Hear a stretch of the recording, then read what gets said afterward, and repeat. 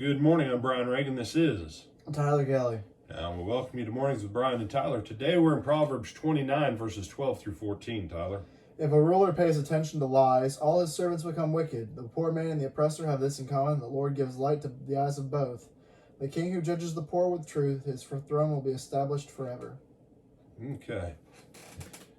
There's three things going on here. Okay. First one, if a ruler listens to lies, a ruler who likes being lied to and who prefers for people to tell him what he wants to hear instead of the facts, not truth, fact. Fact is something, it is what it is. A rock rolled down the hill and stopped traffic for 4 hours. That's a fact. Now, there may be an underlying truth. You know, the rock ran down the hill because old Jim and his donkey were going up the hill. They had a stash of dynamite. They blew up part of the hill because he was looking for gold.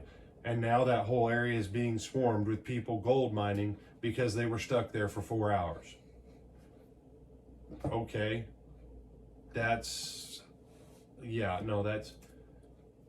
might be true, but that's not necessarily the facts. Okay. All truth is factual and all facts are truthful, but don't confuse fact and truth. And a ruler who likes to have lies around him,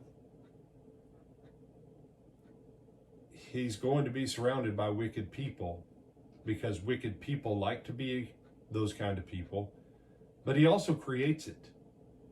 Because to stay in a position of power, if the only way they can stay there is to lie to their ruler, now they become liars and they become all kinds of other things. It just is what it is. Read verse 13 again, Tyler. The poor man and the oppressor have this in common: the Lord gives light to the eyes of both. All right. The poor and the oppressor gives light. There's two ways you can look at light there. Light is in the light of life, the spark of life, and that's probably really what it has in common because it's talking about the eyes.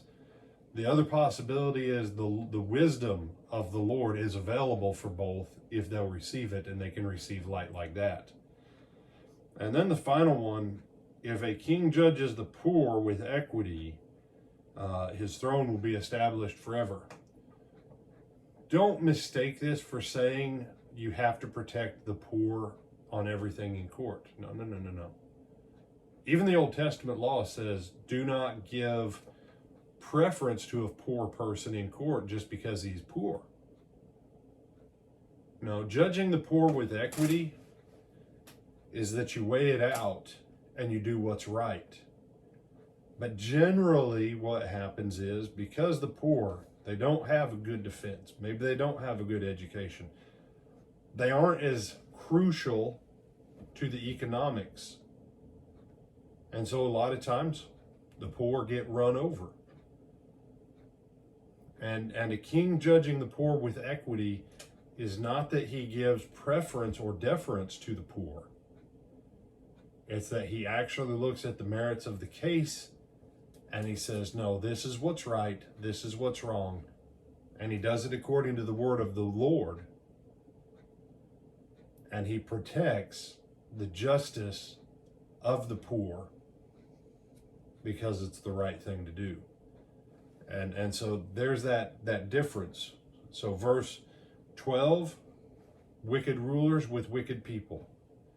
The wicked and the poor both have access to the same truth. And a king who uses that truth to judge equitably in his kingdom, he's going to have a long-lasting kingdom. So pop.